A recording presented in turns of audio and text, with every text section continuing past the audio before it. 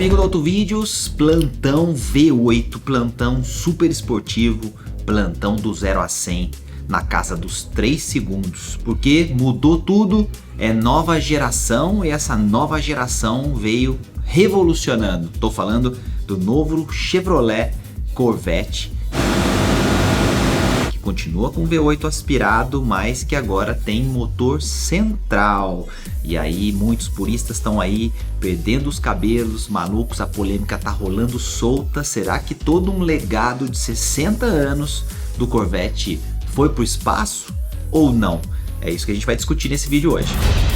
Goste ou não, agora o novo Chevrolet Corvette 2020 vem com motor central, sim senhor, layout dos principais supercarros, principalmente da Europa. Nos Estados Unidos a gente sabe que o pessoal gosta mesmo daquelas frentes enormes, aqueles V8s fortíssimos ali embaixo do capô, tração traseira, claro, sempre, mas a característica não é geralmente o motor central, mas agora isso é passado na história do Chevrolet Corvette, que nessa 8ª geração finalmente ganhou ares de supercarro. E aí calma, porque eu sei que tem algumas versões aí do Corvette da geração anterior que já fazia 0 a 100 abaixo de 3 segundos, andava muito, inclusive a gente tem nas categorias de turismo muitos desses Corvettes preparados e que andam forte, mas agora sim ele veio com uma configuração de supercarro, de carro que realmente tem um equilíbrio dinâmico melhor, que tem uma distribuição de peso mais interessante, mais inteligente, pensando na velocidade, pensando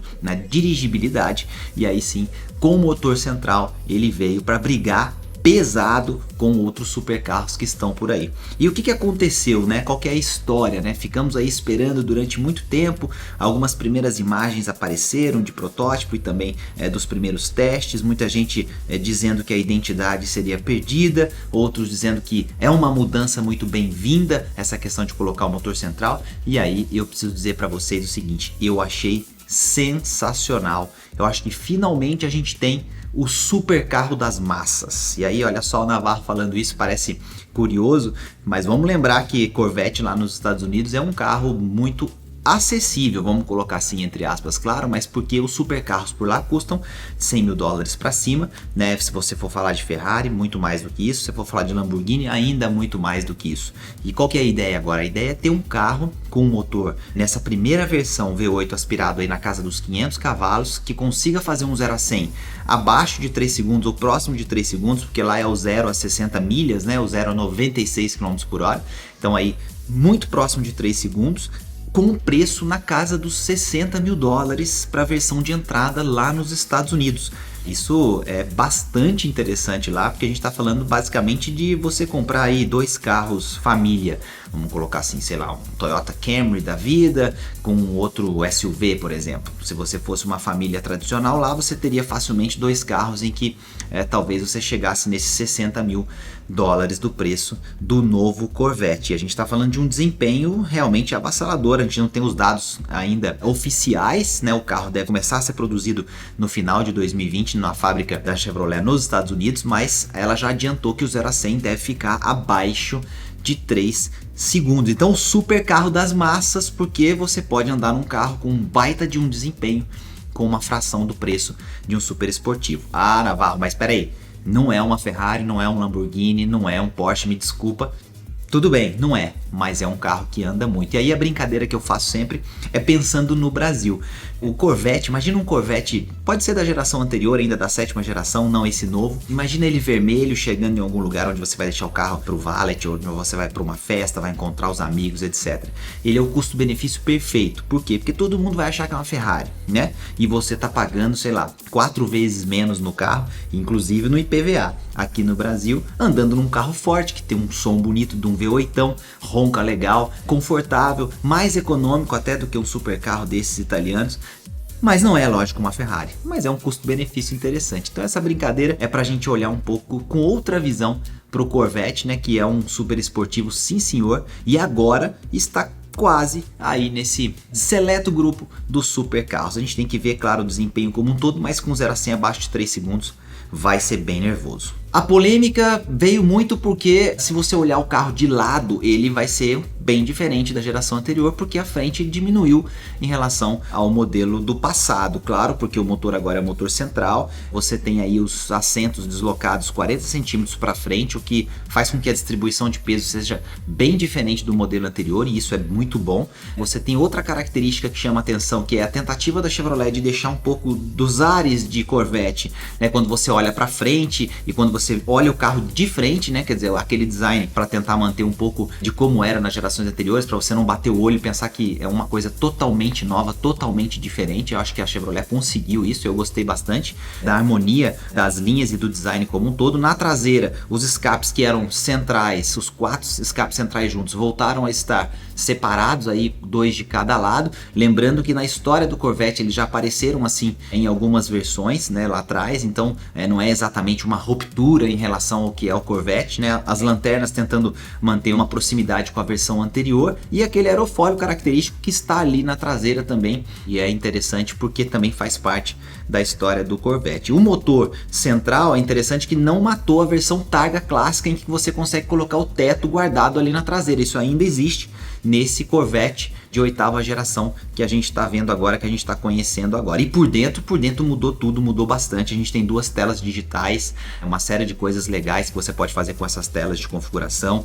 O acabamento ainda mais primoroso, a gente tem banco elétrico para o motorista com memória, enfim, tem uma série de detalhes que são realmente legais e que tentam elevar um pouco o patamar, mas sem colocar o Corvette num nível de preço que tire ele dessa ideia de ser um supercarro acessível, pensando principalmente no mercado norte-americano. E não sei se lá no mercado europeu também, porque aí a briga agora pode ser interessante. E vale dizer que a gente tem alguns importadores independentes no Brasil que já tem encomendas para o Corvette. A gente tem aí algumas importadoras falando que já tem pelo menos de 8 a 10 encomendas desse novo modelo, lembrando que ele não tem até agora nenhuma notícia de importação oficial pela Chevrolet. O motorzão é o 6.2 V8 clássico, que recebeu uma atualização, obviamente, até para que pudesse ser colocado nessa posição central, e a potência vai aí de 495 a 500 cavalos, dependendo da configuração, com um torque na casa de 65 kgfm. Então, um motor de respeito. O carro pesa aí algo em torno de 1.500 e poucos quilos a seco, não usa fibra de carbono, porque a questão do custo pesou muito para o desenvolvimento desse projeto. Então a ideia é que ele pudesse ser realmente acessível em termos de preço, então a produção teve que manter aí o uso de mais alumínio e não fibra de carbono. Mas o carro é interessante, ele tem predicados aí realmente para ser um bom participante aí desse mundo de carros velozes e principalmente com preços mais acessíveis. Complementando ainda essa explicação, a gente tem aí 2 porta-malas, né, 2 espaços para levar ali alguma coisa, que no total somam em algo em torno de 350 litros. Rodas aro 19 na frente, aro 20 atrás, uma característica também dos últimos Chevrolet Corvette que é bem legal. E a gente deve ter também motorizações mais nervosas aí em novas versões que virão, como sempre acontece com o Corvette. Quer dizer, você começa numa versão básica, geralmente aspirada, e aí você depois ou tira mais potência desse próprio motor, ou no caso da Chevrolet, como ela tem outros motores usados em outros carros, inclusive de outros grupos que estão debaixo do seu mesmo guarda-chuva, como é o caso da Cadillac, por exemplo, ela pode pegar inclusive um motor V8 base, que é a mesma base desse carro, e colocar eventualmente um turbo, e sei lá, a gente pode ver um Corvette de 800 cavalos, talvez algo próximo de 1000 cavalos, não sei. É um chute aqui, é uma expectativa, mas eu acho que a Chevrolet vai fazer esse movimento, porque ela colocaria aí de vez o seu carro entre os carros mais potentes do mundo e transformaria o Corvette sem dúvida nenhuma em um supercarro. Com essa configuração, com a melhor distribuição de peso, né, com essa a questão do motor central, ela conseguiria com certeza entregar desempenho, mas também dirigibilidade. Para fechar, lembrar que a transmissão agora manual foi para o espaço, não tem mais transmissão manual, e agora é só dupla embreagem com 8 velocidades. Então aquele mais purista lá da alavanca vai ter que se contentar com as borboletas, não tem mais câmbio manual. O que você achou? Chevrolet Corvette, concorda comigo? O novo supercarro das massas, o melhor custo-benefício, você passa de Ferrari, mas paga 4 vezes menos IPVA.